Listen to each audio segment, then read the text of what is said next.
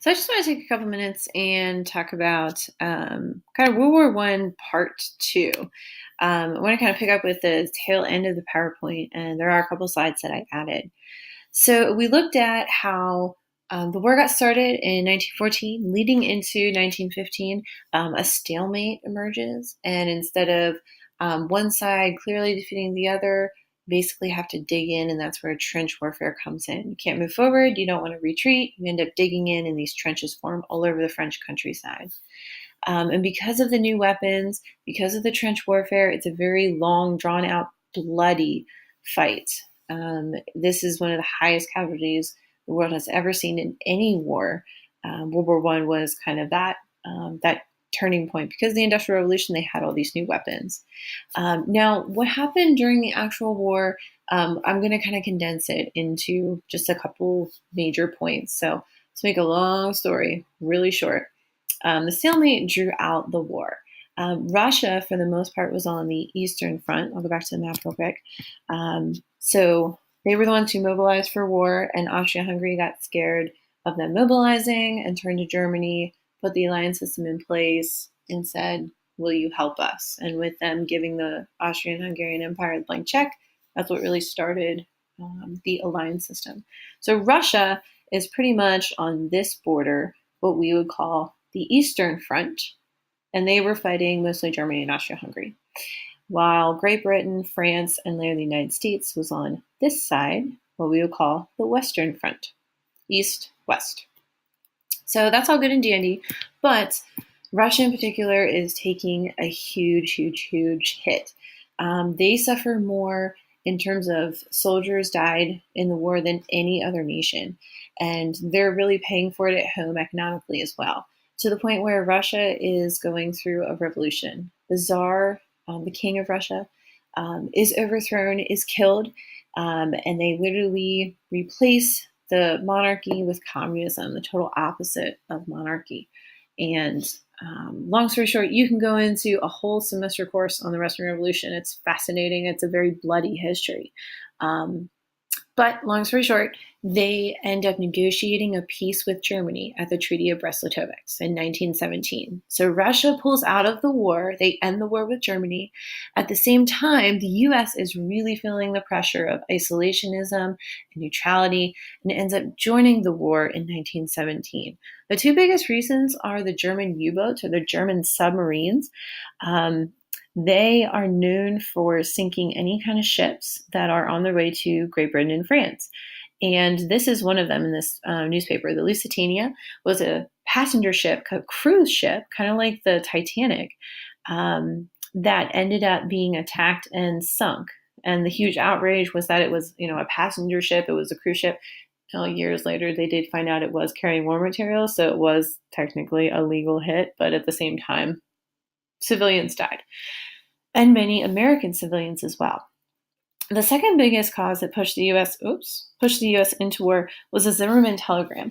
Germany sent a telegram to Mexico saying that if they ended up enticing the U.S. into war, if they provoked a war with the U.S., and Germany would help them win, that they could recover some of this southwestern territory that ended up falling under the hands of the U.S. through gaining statehood. So that never got to the Mexican government, and we ended up, those were two reasons why we ended up joining the war. Long story short, because the U.S. enters the war, fresh troops, fresh supplies, the Allies end up winning. And on the 11th hour, the 11th day, 11th month, 1918, that's why we celebrate Veterans Day in November, the peace is officially in progress. The war stops, the fighting stops, the armistice, the peace agreement has started, but the war needs to officially end with an official surrender and official treaty. So that's where the Paris Peace Conference comes in. Early 1919, the Allies meet in Paris to decide the fate of the Central Powers. And the Treaty of Versailles is a very, very popular document, and that ends the war with Germany. The Treaty of Sèvres, I know it looks like Severus, but it's actually Sèvres, it's a French word, ends the war between the Allies and the Ottoman Empire. Because of the harsh terms of these two treaties, in general, the Paris Peace Conference or these treaties would be the number one cause of World War II. Now, Internationally, the treaties were technically on behalf of all of the allies, but the US actually did not ratify the Treaty of Versailles. It did not have the clause of the League of Nations that we wanted, that President Wilson wanted. He was very instrumental in supporting the allies and eventually bringing the US into war. President Wilson came up with a list of 14 things that he honestly believed that a good world should provide in the 20th century. And his proposal for a great, unified, peaceful world basically fell on deaf ears in Paris. Germany suffered huge economic repercussions because of the war. And the Ottoman Empire actually ended up not existing about 18 months after they had their treaty negotiated. So you're going to take a look at these treaties in a little more detail today. I'll show you the first one. This is A War to End All Wars, the 14 points in the Treaty of Versailles. So what you're going to do is take a look at the left side here. This is what Woodrow Wilson wanted, the president of the US. He came up with these 14 points. In an amazing world, this is what should happen. But the Treaty of Versailles was something totally different. This is what the world was saying was going to happen to Germany. So you're going to fill out this graphic organizer and then answer these two questions. I would recommend starting with the 14 points and just going down the list, reading it once, and then going through the graphic organizer. There's another hint here to highlight some specific points. So take note of some of these things.